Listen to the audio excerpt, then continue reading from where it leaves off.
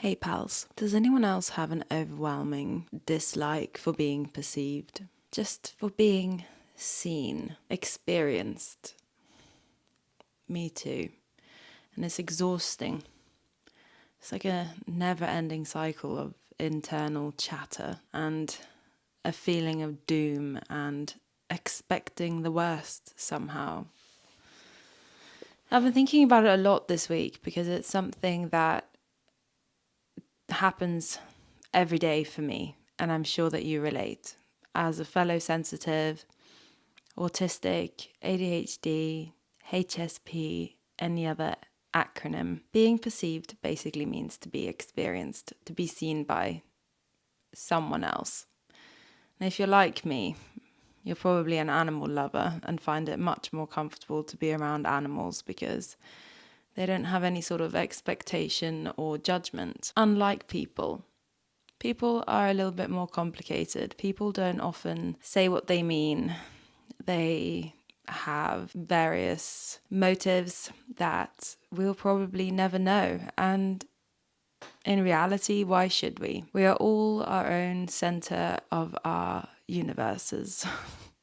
And it got me thinking, if we feel so comfortable around animals because they don't judge, because they have no expectations of us, then where does this fear of being perceived truly come from? Where is it rooted? And I think there's a few different things at play. I think, number one, a lot of us have had a lot of negative experiences, like I've spoken about a lot in my previous videos. A lot of us have experienced bullying. Perhaps we still are experiencing bullying and people not being very nice. And so when we step out of our safe place, which may be our home, our car, and we have to venture into the Wild West, aka the world, and just exist, it's only natural for our brain to look for the danger. Because the danger, the bullying, the strange looks, the side looks, the whatever negative history we've experienced, it's happened out there in the world, whether it's been in school or a workplace or just going to the store and maybe an awkward conversation happening. I mean, I don't know about you, but I don't like small talk or chit chat. It takes a lot of energy. And that's the second thing. For me, and maybe for you, perhaps you'll relate, I know that I am somewhat avoidant of things that I know are going to take excess energy that I know I don't necessarily have. So, for example, coming up with small talk can be exhausting because you're constantly thinking, oh my God, okay, I've got to avoid the awkward silence. I've got to think of things to fill this space with. But not only that, but I've got to think of things that are going to be perceived as normal and not strange. For me, I've always sort of lent into a slightly quirky character. It's kind of actually became even a safe zone, and that is the real me to an extent. So I know that I can be funny or I can make sort of quirky jokes, and I can sort of get away with it as well, even if maybe the other person doesn't really understand it. I can fake some sort of a confidence, but the energy that it takes is it's horrible. It's exhausting. It can actually make me feel really unwell, so much so that my resources can get so drained that my light sensitivity can get much more intense, and my sound sensitivity and my touch sensitivity. So that's the second thing, really, is it's knowing the amount of energy it's going to take to be out there, to be perceived, and to constantly be on. Having to feel like we've got to be ready for anyone or anything to happen that's going to be coming at us out of nowhere. And again, I don't know about you, but for me, I do feel as though I am either on or I am off. An on day can mean that I feel like I have more energy, my sensitivities are lower, and that as a woman as well, with our monthly cycles, that can really play into it as well. I know that depending on what day of the month it is, it has a direct correlation, but other stuff comes into it too, like, if I'm a little bit under the weather, or I don't know, tons of stuff. If I've got some sort of I don't know, maybe not, I don't have loads of allergies, but I do have like loads of sensitivities to things that sometimes my body doesn't like. And so if I've got pain somewhere in my body, that means that my energy resources are going to be lower, and therefore I will struggle much more again with being perceived. Now, on the flip side of that, I've got my on days when I kind of quite enjoy being perceived to some extent, as long as I feel that I'm comfortable in my clothes, that I'm not being overstimulated, and I'm quite sort of happy to be perceived, whilst I feel like I'm able to represent myself in a way that feels like me. I hope that makes some sort of sense. Let me know in the comments if it does, if you relate to this at all. But the third thing is the ego. I think, as well as perceiving, being perceived can feel like it's based in a level of fear and a level of not wanting to have to use too much energy. I think there's also an ego thing at play. It's wanting to come across in a certain way, to not get things wrong, to not stand out in the wrong way, to an extent to people please. And I think especially for a lot of women, we have had a certain expectation of like, you should be, as a girl, you should be pretty, and you should speak in a certain way, and you should be nice, and like, all these things. So there's that. But then there's also, I guess, wanting to play a certain part within society. And so for me, there's two more things that I've been trying to work on. Number one is obviously acceptance. Acceptance that this is something which is very much a part of my world and isn't just going to go away. But in accepting it, or learning to accept it day by day, I am working to create, I'm sort of learning to use this challenge as a positive, because I think that there is a great positive in there, that if we can not overcome but work with this whole fear of perception, and we can start to lean more into self-acceptance, I think some pretty cool things can happen. I think us sensitive, highly intuitive people do have some sometimes quite hidden gifts and talents potentially that we're maybe not even allowing ourselves to fully unearth, because we are constantly suppressing ourselves, molding ourselves, like twisting ourselves into something that isn't natural.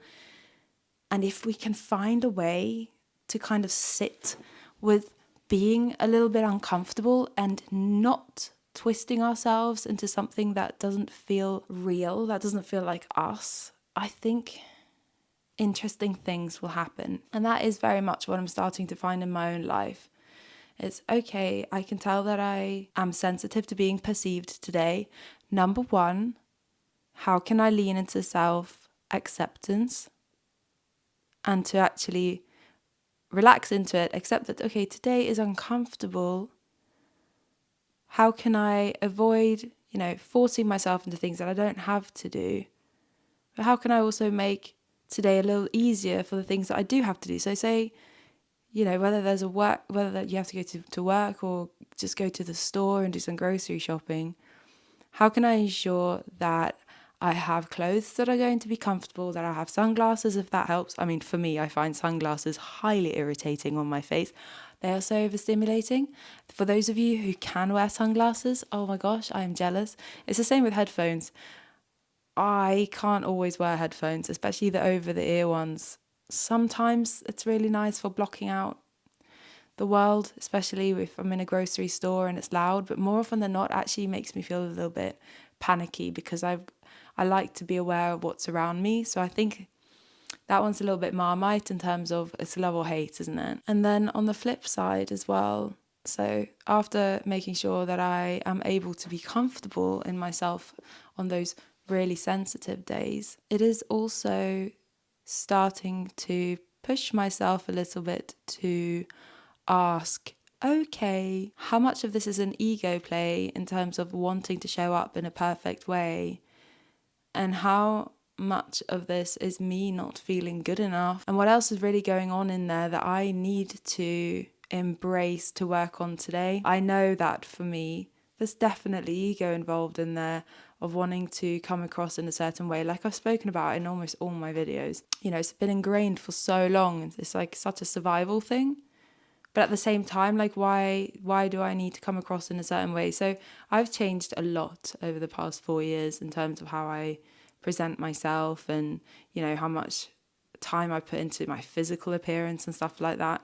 And there's absolutely nothing wrong with enjoying, you know, looking after ourselves or putting on makeup or, you know, dressing in a certain way. There's nothing wrong with that. But if it's just for pleasing other people and coming across in a certain way to be accepted, I think it's good to push on those boundaries of comfortability. Is that a word?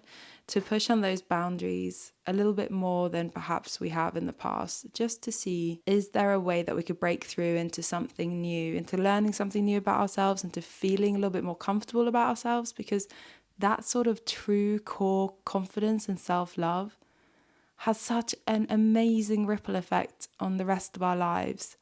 I think we are all as sensitives, gosh, I'm getting really hot now. I think we are all as sensitive people very, very prone to people please. And that's not really fair. It's not fair on us because we're not truly speaking our truth, which means that we're not being honest with ourselves or anyone else. So we're not being our true selves. Therefore, we'll always have a feeling that we can't trust ourselves and we don't know who we are. Because who would we be if we always spoke our mind? And I think there's a way to speak our mind and still be kind, but to also work on being comfortable with potentially letting other people down or letting down their expectations and wants by setting boundaries and saying no. It's not something that comes easily to me still. Even, you know, this morning I had to send a text to say, do you know what, actually, I'm not going to be able to do this thing, or we're not going to be able to do this thing. And I felt tempted to over-explain. And I thought to myself, do you know what? In the past, I really would have over-explained. I would have given, you know, even though the main reason is more than enough and health related, I felt like I should also say, you know, and this is happening and that's happening. And I thought, do you know what? No. I'm going to push myself a little bit to just say, hey, this is the situation, and, you know, it's unfortunate and I'm sorry about that, but this is what it is. And not be overly apologetic for myself or the situation. And I think it builds much better friendships. It builds much better connections in general, because then A, we can trust ourselves and respect ourselves more, and B, people are going to know that we're the type of person that will be honest with them. And I think that's a wonderful gift in life. Because like I said at the beginning of this, a lot of people will think one thing and say another, and we're all kind of aware of it. Everyone's out there just kind of acting to various degrees and like not being totally honest about how they think and feel, and that builds a distrust, doesn't it? So if we who are the most sensitive and like intuitive to that can start working on that, I think that's a great gift to the world. So that's what I wanted to talk about today, because it's something that affects me on the daily. And so I know there's so many of you that will probably struggle with that as well. The constant inner chatter of, oh, now I've got to leave my house and I'm going to be perceived, and it feels exhausting, and it's like this feeling of doom, like, ooh. Just try and sit with it and like pick it apart a little. And instead of just being super avoidant and trying to like worm around it, try to like worm through it, you know? Like be comfortable. Make sure that you are comfortable, but that you're working through some of those niggly, self-deprecating parts. the parts that say that you're not good enough, the parts that say you have to show up like this. No. It's okay to shield our eyes from the sun with sunglasses if we need to shield our ears with headphones if we need to. It's okay to wear darker clothes today if we don't want to stand out as much. But no, we don't have to put on a mask that's so great that we're twisting who we are, that we're constantly making fake small talk when we don't want to. And it's also okay to say no to things if we don't have the energy, or if it's going to take too much energy and we're not feeling that well. It's okay to set those boundaries, but also knowing what our reasoning behind it all is. I think I used to be so avoidant of these things, like I've said before. I would exhaust myself as well, putting this mask on in every single way. I would mask how I looked physically, how I would dress, how I would do my makeup, how I would speak to people, the energy that I would bring. I would bring energy that I didn't have. So it's fake. So I really learnt to distrust myself, and therefore I wasn't being the best person to other people either. So yeah, I wonder if you guys relate. It's been nice to talk about it, because sometimes I don't even realise how many of these things go on in my mind, you know? It's like these thoughts go on, but we're not always present to notice and pay attention and really listen to them and to question them as well. So I hope that you have a wonderful week, and that you're gentle with yourself, and that you also give yourself that much needed nudge when necessary, because the rewards are great and the changes can be very small. I'm just sat here, I just realised, for those of you who haven't seen my other channel, me and my partner are renovating a house in Sweden at the moment. Our new life in Sweden has begun. There's still so much to do. And this villa, I don't think this kitchen has actually been renovated since the 40s. Hence this really cute wallpaper. If you want to come along and join the ride, I'd love to have you over there. It's Hey the Lovers. I'll link it somewhere. I really hope that you are kind to yourself this week, and I'll see you soon.